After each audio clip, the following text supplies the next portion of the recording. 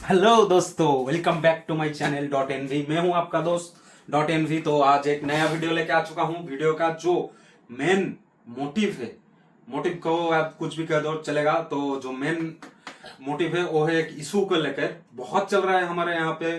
और बहुत सारे बंदों ने मेरे को डीएम किया कि भाई मैं वो माइनिंग कर रहा हूँ क्रिप्टो, फिर वो जो यूएसडीटी में कन्वर्ट कर रहा हूँ, फिर जो आईएनआर में कन्वर्ट कर रहा हूँ, तब एक दिक्कत आ रही है कि बैंक फ्रीज हो रहा है। तो बहुत सारे बंदों ने मेरे से पूछा कि भाई बैंक फ्रीज हो रहा है, क्या करो क्या करो। तो मेरा भी बैंक फ्रीज हुआ था 2024 को। तो मैंने घर ही बैठे सब कुछ ठीक कर लिया था।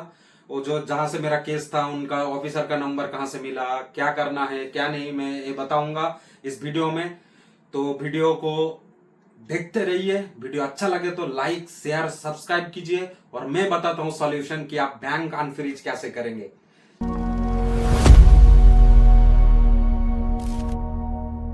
हाँ तो भाइयों, सबसे पहले मैं बताऊंगा कि मेरे साथ क्या हुआ। मैंने ऐसा क्या किया कि मेरा बैंक अकाउंट फ्रीज हो गया। मेरा कब हुआ, क्या कुछ नहीं, मैं सब कुछ बताऊंगा आपको मेरे साथ क्या हुआ। उसके बाद मैं सॉल्यूशन पाऊंगा, मैंने कैसे बैंक ठीक किया, कैसे मेरा अनफ्रीज हो गया, मैंने किस किस से कांटेक्ट किया, घर बैठे ही सॉल्व हो गया। बहुत लोगों को तो उधर जाना पड़ता है जिधर का केस है। अगर आपका फ्रीज हुआ है कर्नाटक कर्नाटक का साइबर क्राइम से सेल से, तो उधर जाना पड़ता है। ऐसा मेरे साथ कुछ नहीं हुआ, मैंने घर ही बैठे सब कुछ सॉल्यूशन निकाला और सब कुछ ठीक किया। वो भी बताऊंगा आप लोगों को, वीडियो पे बनी रहिए। सबसे पहले मैं शुरू करता हूँ मेरे कहानी से। मैंने 2024 को एक गोल्ड चेन खरीदने के लिए सोनार की दुकान गया। उधर जाके मैंने चूज कर लिया कि कौन सा चेन लेना है। फिर चेन सिलेक्ट करने के बाद मैं जब पेमेंट करने जा रहा हूँ, तो पेमेंट नहीं, मैंने पहले P2P ट्रांजैक्शन किया कि मैं पैसा दे दूंगा, अभी आ जाएगा पैसा, वो मेरे पास आ गया तो उसको दे दूंगा वो सोनार वाले को। फिर वो जो बंदा था उसने मेरे को पैसा भेजा, 1,25,000 या 30 के आसपास था। तो मैंने वो पैसा मेरे बैंक पे आ गया। मैं सोचा कि ट्रांसफर कर दूंगा। तो एक दिन का लिमिट था उस बैंक का मेरा 1,00,000 रुपया। तो मैंने पहले क्या किया कि हाफ ट्रांसफर कर देता हूँ, हाफ दूसरे बार में कर दूंगा, ऐसा सोचा। तो पहले क्या किया, मैंने 70,000 रुपया उसको ट्रांसफर कर दिया सोनार वाले को। फिर जब मैं ट्रांसफर करने जा रहा हूँ दूसरी बार इसको सोनार वाले को, तो कह रहा है मेरा ट्रांजेक्शन फेल दिखा रहा है, या फिर इनकरेक्ट यूपीआई पिन ऐसा दिखा रहा है। एक बार तो ब्लॉक दिखा दिया। मैं सोचा तो ब्लॉक लिमिट खत्म हो गया होगा, मैंने सुबह भी ट्रांजेक्शन किया, अभी कर रहा हूँ, तो 1,00,000 का लिमिट शायद खत्म हो गया। ऐसा सोच के मैं उस सुनार वाला का जान पहचान का था, तो मेरे को वो चेन दे दिया, भाई तू घर जाके पैसा भेज। हाफ दे दिया, हाफ घर जाके भेज। तो मैं घर चला आया। फिर जब भी मैं घर पहुंचा, तो मेरे एक मेल आया कि आपका बैंक फ्रीज हो गया है। तो मेरा बैंक मतलब ऐसा है कि आसपास एक भी ब्रांचेस नहीं है, वो ब्रांच सिर्फ तमिलनाडु में है। तो मेरे को ये इसका डिटेल्स लेने के लिए तमिलनाडु जाना पड़ता। तो मैंने क्या किया, बार बार मेल किया बैंक मैनेजर को कि सर मेरा ये देखिए, मेरा ये फ्रीज हो गया, अनफ्रीज कर दीजिए। अगर अनफ्रीज नहीं होगा तो मेरे को डिटेल्स दे दीजिए, कौन सा थाने का है, कितने रुपए का ट्रांजेक्शन था, कैसे फ्रीज हुआ, ये सब मेरे को डिटेल्स दे दिए। मैं कॉन्टेक्ट करके ठीक करने की कोशिश करूंगा। तो मेरे को कुछ नहीं दिया, बैंक मैनेजर ने साफ मना कर दिया कि भाई मेरे पास ये सब डिटेल्स नहीं है। तो मैंने क्या किया, सबसे पहले गया आरबीआई का वेबसाइट में, उधर कंप्लेंट रेज किया। उसके बाद उनका एक स्टाफ, मतलब इक्विटास बैंक का एक स्टाफ, वो कंप्लेंट का आईडी नंबर लेके मेरे को कहा कि आपने कंप्लेंट किया था, तो आप मेरे हमारे पास सिर्फ इतना डिटेल्स है। मुझे सिर्फ दिया एक्नॉलेजमेंट नंबर और ट्रांजैक्शन का डिटेल्स मतलब कितने रुपए का लिन लगा है मेरे अकाउंट में, मतलब होल्ड हुआ है। तो मेरे बैंक अकाउंट में 70 मतलब 1,14,000 रुपया था, 70 ट्रांसफर किया था, और मेरे पास अभी भी 70,000 रुपया था। तो जो फ्रीज हुआ था वो हुआ था सिर्फ 5,576 रुपए का। उसके लिए मेरा पूरा 70,000 रुपया अटक गया था। तो उस टाइम हालत ठीक नहीं था, बहुत डिप्रेशन में चला गया कि केस हो जाएगा, मेरा पैसा चला गया इतना सारा। तब मैं इनकम भी ज्यादा नहीं करता था। तो मैंने आराम से काम लिया, और फिर मैं सोचा कि इसका तो कुछ सॉल्यूशन निकालना पड़ेगा। तो वही सॉल्यूशन मैं आपको बताऊंगा। मेरा कहानी खत्म हो गया, तो ये सॉल्यूशन आप लोगों को बताता हूँ कि कैसे क्या किया, उसके बाद मेरा बैंक अकाउंट फ्रीज हो गया। हाँ, तो अब आता हूँ सॉल्यूशन के पार्ट में कि मैंने ऐसा क्या किया कि मेरा अनफ्रीज हो गया घर बैठे ही, और क्या था प्रोसेस वो बताता हूँ आप लोगों को। तो पहले सबसे पहले मेरा काम ये था कि जब फ्रीज हो गया, डिप्रेशन में चला गया कि भाई ये क्या होगा, पुलिस आएगा मेरे को उठाने को, ये वो बहुत सारे लोगों ने बहुत कुछ कहा कि भाई पुलिस आएगा, कोर्ट से नोटिस आएगा, ये वो वगैरह वगैरह बहुत कुछ कहा मेरे को। तो सबसे पहले मेरा काम था कि ये पुलिस केस हो जाएगा तो मेरे को एक काम करना पड़ेगा कि एडवोकेट से बात कर लूँ। तो मेरा दोस्त था 2-3, वो एडवोकेट लेके पढ़ रहा है, लॉ लेके पढ़ रहा है। तो उन लोगों से बात किया कि भाई ऐसा सीन है। तो उन लोगों ने कहा कि भाई घबराने की बात नहीं है, अगर तेरा कोई गलती नहीं है तो कुछ नहीं होगा, तो आराम से बैठ, केस बेस कुछ नहीं होता है क्योंकि तेरा गलती नहीं है। तू सिर्फ एक चीज रेडी करके रख, वो है प्रूफ कि तेरा इसमें कोई गलती नहीं है, तो सब कुछ ठीक हो जाएगा। तो उसने कहा, तो मैंने सब कुछ रेडी कर लिया, P2P का स्क्रीनशॉट ले लिया, वो जो जिस बंदे से मैंने पैसा लिया था ट्रैक किया, 5,576 रुपए कहाँ से मिला, उस बंदे को कांटेक्ट किया, उसका नंबर ढूंढ निकाला, उससे बात किया। उसका भी बैंक अकाउंट फ्रीज हो गया था, उस बंदे को भी किसी ने भेजा था और उस बंदे का भी बैंक अकाउंट फ्रीज हुआ। तो वो एडवोकेट ने, मेरा दोस्त जो था एडवोकेट दोस्त ने, उसने कहा कि भाई थोड़ी देर दिन रुक जा, मैं एक दोस्त का नंबर देता हूँ, उससे बात कर ले उतने दिन तक। तो मैं उसका जो दोस्त था, उसका दोस्त से बात किया। तो वो कह रहा है कि 60,000 रुपया लगेगा, मैं जाऊंगा उधर जिधर आपका केस है, उधर जाके मैं सब कुछ ठीक कर दूंगा, केस बेस कुछ नहीं होगा। तो मैंने भाई साफ मना कर दिया कि मेरा 70,000 रुपया बहुत है, मैं उसी में ठीक हूँ भाई, तेरे को 60 दे दूंगा तो मेरा बचेगा क्या, ऐसा करके मैंने उसको टाल दिया। फिर मैंने ऑनलाइन में यूट्यूब घाट के बहुत कुछ देख के, मैंने यूट्यूब पे बहुत सारा जो एडवोकेट रहता है और भी बहुत मतलब बहुत सारा वो क्या कहता है, सिर्फ मतलब डिटेल्स देता है आप लोगों को, ये करो वो करो, ये सब बताता है और उससे फीस लेता है। 2,000 फीस दो तो मैं बताऊंगा क्या करना है, 3,000 फीस दो तो बताऊंगा क्या करना है, ऐसा सीन रहता है। तो मैंने ये सब फेस किया है। तो मैं कहा कि भाई अब किसी की बात नहीं मानना, आप सिर्फ खुद करना है सब कुछ। तो सबसे पहले जो मैं आपको बताया कि एक्नॉलेजमेंट नंबर, सबसे पहले आपको क्या करना होगा, 1930 में कॉल करना पड़ेगा। नहीं, सबसे पहले आपको क्या करना पड़ेगा, बैंक में जाकर, अगर SBI का बैंक है तो SBI ब्रांच विजिट कीजिए, या उन लोगों को कॉल कीजिए या फिर मेल कीजिए, फिर डिटेल्स निकालिए कि आपका एक्नॉलेजमेंट नंबर क्या है।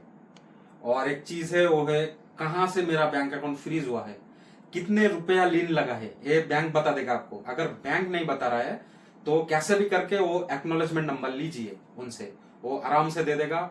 थोड़ा हिचकिचाएगा, नहीं देगा तो आप उन लोगों को बताइए कि RBI का गाइडलाइंस में ये है कि आपको प्रोवाइड करना पड़ेगा। तो उन लोगों के पास से आपको एक्नॉलेजमेंट नंबर लेना पड़ेगा सिर्फ। उसके बाद आपको बैंक, अगर पुलिस स्टेशन का नाम नहीं बता रहा है, कितने रुपए का ट्रांजैक्शन नहीं बता रहा है, ये सब नहीं बता रहा, तो कोई इशू नहीं है, इसका भी सॉल्यूशन है। आपको वो जो एक्नॉलेजमेंट नंबर है उसको रखना है। उसके बाद आपको आपका फोन उठाना है, 1930 में कॉल करना है और उनसे कहना है कि मेरा बैंक अकाउंट फ्रीज हो गया है सर, मेरे को बताइए कि कहाँ से फ्रीज हुआ है, कौन सा ऑफिसर ड्यूटी में है, कौन सा ऑफिसर हैंडल कर रहा है, कहाँ का, कितने रुपए का था, वो सब बता देगा 1930 में कॉल करेगा। तो मैंने भी ऐसा ही निकाला। फिर जब मैंने कॉल किया और एक मैडम ने उठाया, तो मैंने कहा कि मैडम ऐसा इशू हो गया है, क्या करूं। तो उन लोगों ने कहा कि आप एक नंबर नोट कीजिए, जो ऑफिसर आपका इंचार्ज ऑफिसर है वो उसका नंबर लिख लीजिए। मेरे को नंबर भी दे दिया वो पुलिस ऑफिसर का, जिसने मतलब जो ये हैंडल कर रहा था केस, उसका नंबर ले लिया, उसका डिटेल्स ले लिया। उसका डिटेल्स मतलब कौन से गांव से हुआ, तो मेरा केस हुआ था बिहार का कहलगांव से, कहलगांव उधर का। उसका एड्रेस दे दिया, मेरे को कितना रुपए का ट्रांजैक्शन था, 5,576 रुपए का मेरा ट्रांजैक्शन था, ऐसा सब कुछ बता दिया। फिर मैंने उसको इकट्ठा किया, फिर रख दिया। उसके बाद जो मेरा दूसरा काम था, सब मतलब आप लोगों का भी दूसरा काम है ये, कि आप पहले उस ऑफिसर को कॉल कीजिए, बार बार हर दिन कॉल मत कीजिए। वो फ्रस्ट्रेटेड हो गया तो आपको मतलब सोच लीजिए कि आपका नहीं होगा। तो सबसे पहले कॉल कीजिए कि सर मैं एक स्टूडेंट हूँ, मेरा ऐसा ऐसा इशू हो गया है, मैं फीस नहीं भर पा रहा हूँ, पापा ने घर से पैसा भेजा है, मैं विड्रॉ नहीं कर पा रहा हूँ, मेरे को फीस भरना है सर, बहुत ये सब बताइए, थोड़ा दुखेड़ी सुनाइए तो अच्छा रहेगा। फिर बताइए सर मैं वो लीन का जो अमाउंट है वो मैं भरने के लिए तैयार हूँ, ऐसा बोलिए। अगर आपका ज़्यादा पैसा फंसा हुआ है कुछ पैसों के लिए तो आप म्यूचुअल में आइए, पैसा दे के मिटा दीजिए।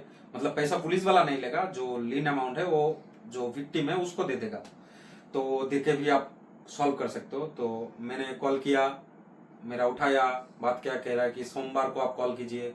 सोमवार को किया, दूसरा दिन बता रहा है, फिर कह रहा है कि आप रुकिए, आप मेरे को सब कुछ मेल कर दीजिए, मैं कर दूंगा, ऐसा कह रहा है। फिर नहीं हुआ, बहुत मतलब फ्रस्ट्रेटेड हो गया था इन चीज़ों से, और गवर्नमेंट का काम है तो थोड़ा स्लो ही होता है, तो मैंने हाल नहीं छोड़ा। कुछ दिन बैठ गया आराम से, फिर याद ही नहीं आ रहा था, चलो भूल ही जाते हैं इस पैसे को।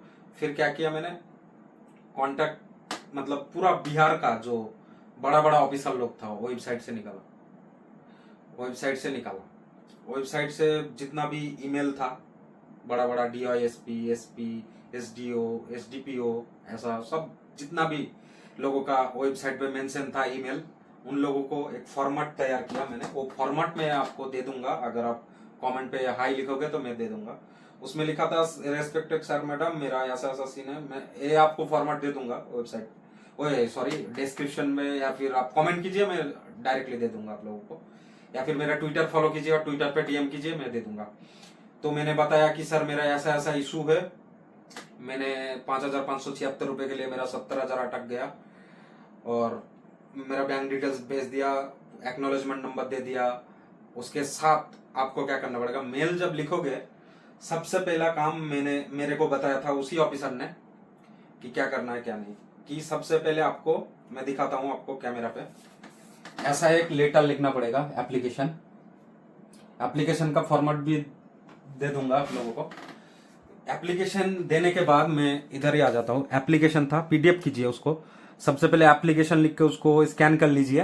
हाँ, स्कैन करने के बाद आपको देना पड़ेगा प्रूफ, आपका पैसा कैसे फंसा। ये देखिए मेरा USDT पे फंसा था, सेल USDT 5,576 रुपये।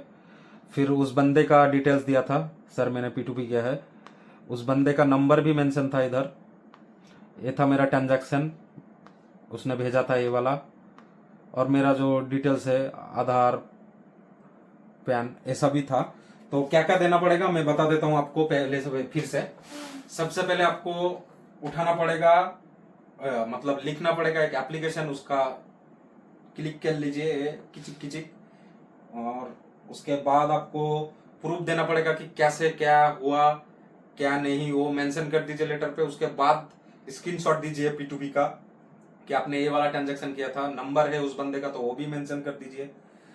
वो प्रूफ देने के बाद आपका बैंक का स्क्रीनशॉट दीजिए जिधर वो पैसा रिसीव हुआ था, जिस पैसे का लिंक लगा हुआ है। उसके बाद आपका आधार कार्ड, पैन कार्ड मस्ट, उस एक PDF कीजिए इन सब डिटेल्स को लेके। उसके बाद आपको 3 महीने का बैंक स्टेटमेंट आपका अटैच करना पड़ेगा, जो ईमेल मैंने लिखा है, ये वाला ईमेल देखिए मैंने लास्ट में अटैच किया है PDF, 2 PDF, न्यू P2P ऐसा कुछ लिखा है, 2 PDF मैंने अटैच किया। फिर मेरे को मेल आया, मैंने क्या किया था फिर से बता देता हूँ क्लियर के लिए। सबसे पहले मैंने एक्नॉलेजमेंट नंबर लिया बैंक से, उसके बाद कॉल किया 1930 पे, उनसे डिटेल्स मांगा, फिर कॉल किया जो साइबर ऑफिसर था, उसने रिस्पॉन्स नहीं दिया, तो क्या किया, वेबसाइट में चला गया बिहार पुलिस का, जितना भी मतलब मेरा जो एरिया का था कहलगांव का जितना भी बड़ा बड़ा ऑफिसर था, उन लोगों को मेल किया कि सर मेरा ऐसा इशू है, ये दिक्कत हो गया है। तो मेल करने के बाद एक दिन 3 महीने बाद मेरा एक रिप्लाई आया। रिप्लाई क्या था मैं बता देता हूँ।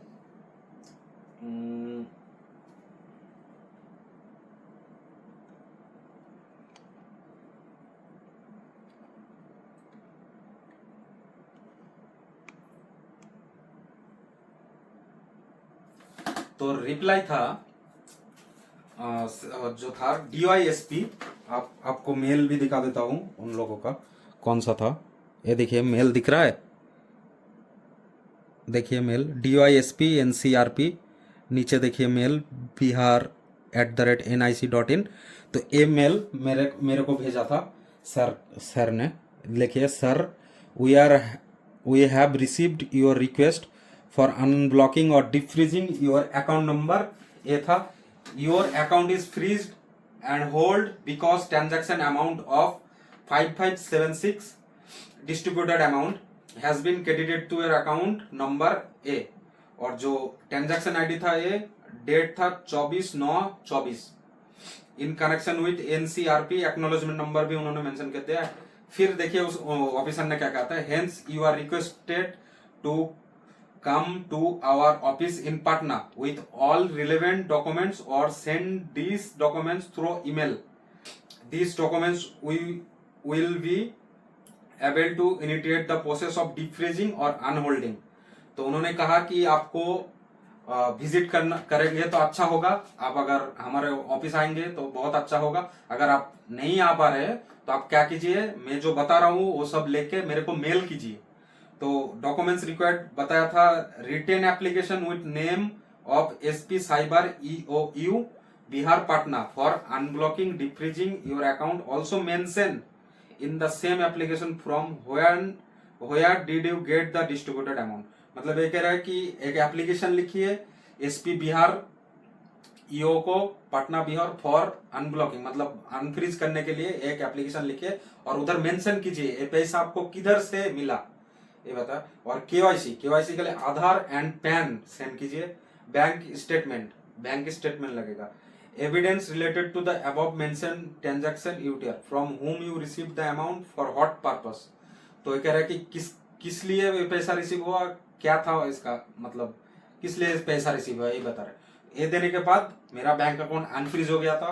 तो यही था आज का वीडियो, यही तक। आप भी ट्राई कीजिए। अगर कोई मतलब हेल्प चाहिए कि साइबर ऑफिस से नहीं मिल रहा है कुछ, तो आप मेरे को कांटेक्ट कर सकते हैं। मैं ट्विटर का लिंक डिस्क्रिप्शन में दे दूंगा। आपका कोई भी इशू हो आप मेरे साथ डायरेक्टली ट्विटर पे फॉलो करके मेरे को डीएम कीजिए, तुरंत रिप्लाई मिलेगा। तुरंत नहीं तो 5-10 मिनट बाद रिप्लाई मिलेगा। कुछ भी दिक्कत हो मेरे को मैसेज कीजिए। थैंक्स।